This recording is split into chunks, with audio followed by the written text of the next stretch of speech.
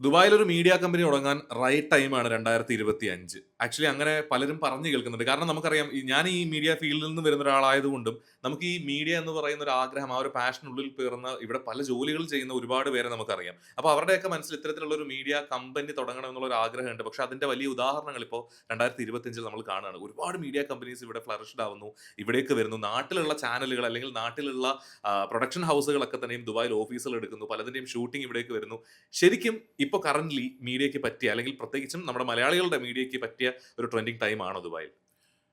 Trending ടൈമിനെ കുറിച്ച് പറയുമ്പോഴേ എനിക്ക് തന്നെ അറിയില്ല എന്തുകൊണ്ടാണ് ഇത്രയും എൻക്വയറീസ് നാട്ടിൽ നിന്ന് വരുന്നതുള്ളത് ആഹാ, മീഡിയ റിലേറ്റഡ് ആയിട്ട്. ആഹാ. ഞാനത് ശരിക്കും പിന്നെ അത്ഭുതപ്പെട്ടിട്ടുണ്ട്. രണ്ടാമത്തെ കാര്യം, ഈ ഡിജിറ്റൽ ഒരു വിപ്ലവം വന്നതിന് ശേഷം ഉം, യുഎഇനകത്ത് ഈ ഡിജിറ്റൽ മീഡിയ ഉം, ഉം, ഉം, അതൊരു വലിയ സാധ്യതകളോട് കൂടിയിട്ട് ഇപ്പം എല്ലാവരും അങ്ങനെയുള്ള കാര്യങ്ങളിലേക്ക് ഇറങ്ങുന്നുണ്ട്. അത് ഉം, നാട്ടിൽ നിന്നുള്ള ആളുകളും വരുന്നുണ്ട്. ഉം, ഇപ്പം ഉം, ഉം. നമ്മളെ സംബന്ധിച്ച് നമുക്കറിയാം, അരുൺ രാഘവൻ ഏഷ്യാനെറ്റിൽ നിന്ന് വരുന്നു. അദ്ദേഹം എഡിറ്റോറിയൽ എന്ന് പറഞ്ഞ എഡിറ്റോറിയൽ ചാനൽ വരുന്നു. അതെ, തുടങ്ങുന്നു. അതെ. ദുബായ് വാർത്ത നിസാർ സൈദിക്ക, അതെ, തീർച്ചയായും. അദ്ദേഹമാണ് ആദ്യമായി ഈ രംഗത്തേക്ക് ഇങ്ങനെ ഉം, ഉം, ഉം. ചുവട് വെച്ചിട്ട് തെളിയിച്ചു കൊടുത്ത ഒരാള്. അതെ. ഇപ്പൊ Gulf focus, Gulf Savad, focus ഉണ്ട്. ഇങ്ങനെ ഒരുപാട് പേര് ഉം, ഉം, നമുക്ക് മുന്നിൽ കാണാൻ സാധിക്കുന്നുണ്ട്. ഉം, നല്ല രീതിയിൽ അത് ജനങ്ങളിലേക്ക് എത്തിക്കാൻ സാധിക്കുന്നുണ്ട്. ഉം, ഉം. അപ്പൊ അത്തരം മീഡിയ കമ്പനികളും ഇവിടെ മീഡിയ ലൈസൻസ് എടുത്തുകൊണ്ട് തന്നെ പ്രവർത്തിക്കുന്നത്. അതെ, അതെ. പ്രത്യേകിച്ച് യുടെ ഒക്കെ വാർത്തകൾ കൊടുക്കുന്ന ചാനലാണ്. ഉം, ഉം. നമ്മൾ ഉദ്ദേശിക്കുന്ന പോലെ വെറുതെ ഒരു കസേരയിട്ട് ഇരുന്നിട്ട് പിന്നെ മീഡിയ പറയുന്നതല്ല. വലിയ ഹ്യൂജ് ഇൻവെസ്റ്റ് ചെയ്തുകൊണ്ടാണ് ഒരു മീഡിയ കമ്പനി സെറ്റ് ചെയ്തുകൊണ്ടാണ് അവരൊക്കെ പ്രവർത്തിക്കുന്നത്. എനിക്കറിയാം, കാരണം ഞാൻ അവിടെയൊക്കെ ഉം, വിസിറ്റ് ഉം, ഉം. ചെയ്തിട്ടുള്ള ആളായതുകൊണ്ട്. അല്ല അതില് ഒരു അതായത് ഇതിനകത്തൊരു മോണോപ്പൊളി ഉണ്ടായിരുന്നു. അതായത് കുറച്ചധികം ടിവി ചാനൽസോ അല്ലെങ്കിൽ എഫ്എം റേഡിയോ ചാനൽസിലോ മാത്രം ഒതുങ്ങി നിന്ന മീഡിയയുടെ ഒരു കർവേച്ചർ സോഷ്യൽ മീഡിയ വന്നതുപോലെ ഇത്രയും വലുതായി കഴിഞ്ഞപ്പോൾ ആർക്കുണ്ടാവുന്ന ഒരു ഡൗട്ടാണ് ഈ പറഞ്ഞ ഇപ്പോൾ റിയാസ് ഭായ് പറഞ്ഞൊരു കാര്യം. അതായത് നമുക്ക് കൃത്യമായിട്ട് പ്രോപ്പർലി ഒരു മീഡിയ ലൈസൻസ് ഇല്ലാതെ ഒരു സോഷ്യൽ മീഡിയ അക്കൗണ്ടിന്റെ മാത്രം ബലത്തിൽ നമുക്ക് ഒരിക്കലും ഇവിടെ ഒരു ചാനൽ തുടങ്ങാൻ പറ്റില്ല. അല്ല, അതില് FM റേഡിയോയുടെ സ്വീകാര്യത എന്ന് പറയുന്നത് ഒരു വലിയ സ്വീകാര്യത ഈ നാട്ടിലൊക്കെ ഉള്ളതിനേക്കാളൊക്കെ മുൻപ് തന്നെ വന്നൊരു രാജ്യമാണ് UAE. തീർച്ചയായും, ഞാൻ തീർച്ചയായും. അതെ. FM എന്ന് മുമ്പ് AM റേഡിയോ ഇരുന്ന് കേട്ടിരുന്നു. ഉം, ഇപ്പൊ ഉം. നേരത്തെ നമ്മൾ നിസാർ സയ്യിദ്ഖാനെ കുറിച്ച് പറഞ്ഞു, വിവാദ പർവം എന്നൊക്കെ പറഞ്ഞ് അദ്ദേഹം ചെയ്തിരുന്ന കേട്ടിരുന്ന ഒരാളാണ്. ആ, ആ. പക്ഷേ അതിനുശേഷം ഓരോരോ ട്രെൻഡുകൾ മാറി വരുമ്പോൾ അതിനനുസരിച്ചിട്ട് മുഖം മാറ്റി വരുന്ന ഒരു പ്രവണത എല്ലാവരിലും കാണുന്നുണ്ട്. തീർച്ചയായിട്ടും. ആ കൂട്ടത്തില് ഇപ്പം FM റേഡിയോകളായാലും അവരുടെ സോഷ്യൽ മീഡിയയിൽ ഭയങ്കര ആക്റ്റീവാണ്. ആർജകൾക്ക് വലിയൊരു സ്വീകാര്യതയുള്ള ഒരു സ്ഥലമാണ് UAE. അല്ലെ? തീർച്ചയായിട്ടും, തീർച്ചയായിട്ടും. താങ്കൾ ഒരു ആർജയാണ്. ഉം, അപ്പോൾ ഇപ്പം മിഥുൻ രമേശ് മലയാളികൾക്ക് ഇഷ്ടപ്പെട്ട നടനും ഉം, ഉം. പിന്നെ എന്താ പറയുക, ഒരു ആങ്കറൊക്കെയാണ്. ഞങ്ങളെ സംബന്ധിച്ചിടത്തോളം അല്ലേ, നമുക്ക് ഇവിടെ ഏറ്റവും സ്വീകാര്യനായ ഒരു വ്യക്തികളിൽ ഒരാളാണ് പിന്നെ മിഥുൻ രമേശ്. അതെ, അതെ. അതുപോലെ RJ ആയിട്ടുള്ള ഫസലു, ഉം, ഉം. നൈല ഉഷ ഉം. ആക്ട്രസ് ആയിട്ടാണ് കേരളത്തിലെങ്കിൽ നമ്മുടെ മുന്നിൽ RJ ആർജെ ആണ്. ആയിട്ടുള്ള അതെ, അതെ. ഭയങ്കര ഒരു സ്വീകാര്യതയുള്ളതാണ്. പിന്നെ അർഫാസ്, അതുപോലെ മീരാനന്ദൻ. ഉം. നാട്ടിലെ ആക്ട്രസ് ആണെങ്കിൽ UAE-ക്കാർക്ക് അവർ RJ ആണ്, ഉം, ഉം, ഏറ്റവും ഇഷ്ടപ്പെട്ട RJ ആണ്. വൈശാഖ്, ഇങ്ങനെ തുടങ്ങി ഇവർക്കൊക്കെ ഒരു ഫാൻ ബേസും ഉം. അതുപോലെ തന്നെ അവരുടെയൊക്കെ വാക്കുകൾ കേൾക്കാനായിട്ട് കാത്തിരിക്കുന്ന, ഫസലുവിന്റെ അപ്ഡേറ്റ് കാത്തിരിക്കാൻ ഞാനും കാത്തിരിക്കാറുണ്ട്. അപ്പോൾ അങ്ങനെ ഒരു വലിയൊരു മീഡിയക്ക് സ്വീകാര്യതയുള്ള സ്ഥലമാണ് UAE. അതെ, അതെ, അതെ. പിന്നെ മറ്റൊന്ന്, ഈ ഫിലിം ഡിസ്ട്രിബ്യൂഷനുമായി ബന്ധപ്പെട്ടിട്ടൊക്കെ ഒരുപാട് ലൈസൻസുകൾ ഇപ്പോൾ ഇവിടെ തുടങ്ങുന്നുണ്ട്. ആണല്ലേ? ആ. എനിക്ക് എൻക്വയറി വരുന്നുണ്ട്. പണ്ട് ആഹാ. ഒന്നോ രണ്ടോ പേര് ചെയ്തിരുന്ന ഒരു മൊണോപ്പൊളിയാക്കി വെച്ചിരുന്ന മേഖലയിലേക്കൊക്കെ ഇപ്പോൾ പലരും കടന്നു കടന്നു വരാൻ വരുന്നുണ്ട്. തുടങ്ങി. തീർച്ചയായിട്ടും. അതുപോലെ പിന്നെ നാട്ടിൽ നിന്നുള്ള മീഡിയ കമ്പനികൾ ഇങ്ങോട്ട് വരികയാണ്. ഉം, ഞാൻ ഉം. ഈയിടെയുള്ളൊരു കാര്യം പറയാം. എന്നോട് നാട്ടിൽ ഈ വെഡ്ഡിങ് ഇവന്റ്സ് ഒക്കെ ചെയ്യുന്ന വലിയൊരു ഗ്രൂപ്പ് എന്നോട് പറയുകയാണ്, ഞങ്ങൾ UAE-യിലേക്ക് ഒരു ബ്രാഞ്ച് തുടങ്ങുകയാണ്. ഉം, ഉം. അപ്പോൾ ഞാൻ ചോദിച്ചപ്പോൾ എന്താണെന്ന് ചോദിക്കുമ്പോൾ, ഇപ്പോൾ UAE-യിലല്ലേ വലിയ കല്യാണങ്ങൾ മലയാളികളുടെ നടക്കുന്നത്. അതെ, അതെ. സത്യമാണ്, ഞാനത് ആലോചിച്ചു. കാരണം ഞാൻ ഏറ്റവും കൂടുതൽ ഇപ്പം മലയാളി ബിസിനസ്സുകാരുടെ ഓർഗനൈസേഷന്റെ തലപ്പത്തിരിക്കുന്ന ഒരാളെന്ന നിലയിൽ ഞങ്ങൾ എല്ലാവരുടെയും കല്യാണങ്ങൾ ഖത്തറിലായാലും ഈ ദുബായിലായാലും ഒക്കെ നമ്മൾ പങ്കെടുക്കുന്നതാണ്. ഉം, ഉം, ഉം. അപ്പോൾ മീഡിയ കമ്പനികൾക്ക് മനസ്സിലായി, ഇനി UAE-യിലെ ആളുകൾ വീടുകൾ വാങ്ങിക്കുന്നു, അതെ, അതെ. ആളുകൾ കല്യാണങ്ങൾ ഇവിടെ നടത്തുന്നു. ഉം.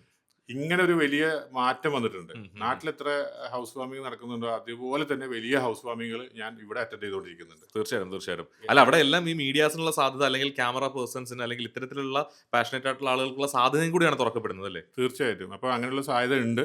ഉം, ഉം. പിന്നെ വലിയൊരു കടൽ പോലെ കിടക്കുന്ന മേഖലയാണ് മീഡിയ. ഉം, ഉം. അപ്പം ഓരോരുത്തരുടെയും എൻക്വയറി അനുസരിച്ചിട്ടാണ് നമുക്ക് അതിനൊരു കൺസൾട്ടേഷൻ കൊടുക്കാനായി സാധിക്കുക. അതെ. അല്ല അതിൽ ഏറ്റവും വലിയൊരു കാര്യം എന്ന് വെച്ച് കഴിഞ്ഞാൽ പലർക്കും ഉള്ളൊരു ധാരണ അതായത് ഒരു സാച്ചുറേഷൻ എത്തി. ദുബായിക്ക് വേണ്ടുന്ന അങ്ങനെയല്ല. ശരിക്കും പറഞ്ഞു കഴിഞ്ഞാൽ അയ്യോ, ദുബായിൽ അത്രയും വലിയ സാധ്യത വലിയ ഇപ്പോഴും തുറന്നു കിടക്കുകയാണ്. പോപ്പുലേഷൻ വന്നുകൊണ്ടിരിക്കുകയാണ്. ഓരോരോ ഫ്ലൈറ്റുകൾ ഓരോ സ്ഥലത്തു നിന്ന് കേരളത്തിന് 4 ഇന്റർനാഷണൽ എയർപോർട്ടാണ്. അതെ, അതെ. ഇവിടുന്നൊക്കെ വരുന്ന എല്ലാ ഫ്ലൈറ്റിനകത്തും ജോലി അന്വേഷിച്ചുകൊണ്ട് വരുന്ന വലിയൊരു ക്രൗഡ് വരുന്നു. ഉം, ഉം, ഉം. ഇവരെല്ലാവരും ഇവിടെ ജോലി കിട്ടുന്നു. അത് ചെറിയ പെർസെൻറ്റേജിന് കിട്ടില്ലായിരിക്കാം. ഉം. എന്നിട്ട് അവരെല്ലാവരും ഇവിടെ സെറ്റിൽ ചെയ്യുന്നു. വീണ്ടും വീണ്ടും പോപ്പുലേഷൻ എന്താ പറയാ, വന്നുകൊണ്ടേയിരിക്കുന്നു. അതെ, അതെ. മീഡിയക്കുള്ള സാധ്യത എങ്ങനെയോ.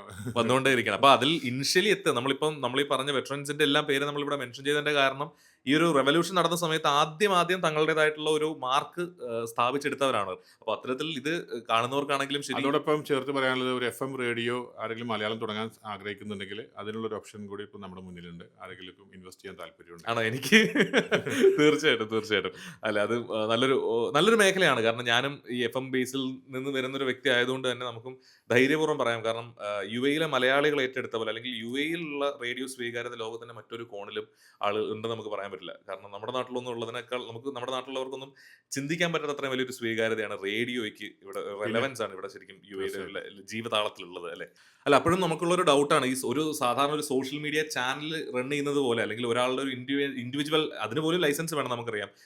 ഇൻഫ്ലുവൻസർ ലൈസൻസും കാര്യങ്ങളും ഒക്കെ തന്നെ വേണം. അതുപോലെ അത്രയും എളുപ്പമാണോ നമുക്ക് ഈ ഒരു ദുബായ് മീഡിയയുടെ ലൈസൻസ് എടുക്കുക എന്ന് പറയുന്നത്?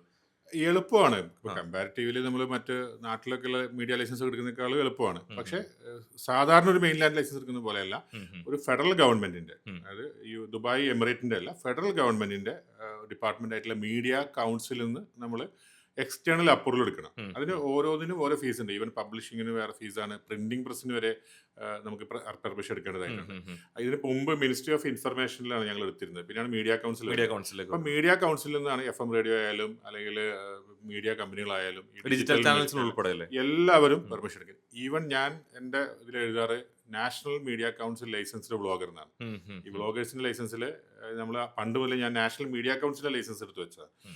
അപ്പോൾ അങ്ങനെയാണ്. കാരണം ഞാൻ യുഎയുടെ കോർപ്പറേറ്റ് ലോ സംസാരിക്കുന്നതുകൊണ്ടാണ് അങ്ങനെ എടുത്തത്. എല്ലാ ആഹാ. ഇൻഫ്ലുവൻസേഴ്സും പോയി അത് എടുക്കണമെന്നല്ല ഉം, ഉം. ഉദ്ദേശിക്കുന്നത്. നാഷണൽ മീഡിയ കൗൺസിലിന്റെ എക്സ്റ്റേണൽ അപ്രൂവൽ എടുത്ത് DET തന്നെയാണ്, അതായത് Dubai economic development department tourism, അവരാണ് ഇത് ഇഷ്യൂ ചെയ്യേണ്ടത്. ഓ അതെ. അല്ല അപ്പോൾ നമ്മൾ പറഞ്ഞു വരുന്നത് ഈ പറയുന്ന പോലെ ഇത് കണ്ടുകൊണ്ടിരിക്കുന്നവരിൽ തന്നെയാണെങ്കിലും ഫോട്ടോഗ്രാഫേഴ്സ് ഉണ്ടായിരിക്കാം, അല്ലെങ്കിൽ ആഡ് ഫിലിം ഏജൻസീസ് അല്ലെങ്കിൽ അത്തരത്തിലുള്ള ഓപ്പറേഷൻസ് റൺ ചെയ്യുന്നവരുണ്ടായിരിക്കാം. നാട്ടിലെ തന്നെ പല ഫോട്ടോഗ്രാഫി റിലേറ്റഡ് ആയിട്ടുള്ള വെഡിങ് പ്ലാനേഴ്സിന്റെ കാര്യങ്ങളൊക്കെ നമ്മൾ പറഞ്ഞു, അതെ, ഇവന്റ്സിന്റെ കാര്യങ്ങൾ പറഞ്ഞു. അപ്പോൾ ഇതിന്റെ ഒരു വാസ്റ്റ് സാധ്യത അത് അതെ ഇപ്പോ ഡ്രോൺ വെച്ച് ഷൂട്ട് ചെയ്യുന്നു. അതിന് ഏരിയൽ ഫോട്ടോഗ്രാഫി തന്നെ സെപ്പറേറ്റ് ആക്ടിവിറ്റി സെക്ഷൻ ഉണ്ട്. അതെ, അതെ ആക്ടിവിറ്റി അതെ സെക്ഷൻ ഉണ്ട്. അതെ. അപ്പോൾ അത്തരത്തിലുള്ളവർക്കൊക്കെ വലിയൊരു സാധ്യതകളാണ് ഇവിടെ തുറന്നു കിടക്കുന്നത്. ഒന്ന് പ്രയോജനപ്പെടുത്തുക എന്നുള്ളതാണ് അല്ലേ? തീർച്ചയായിട്ടും.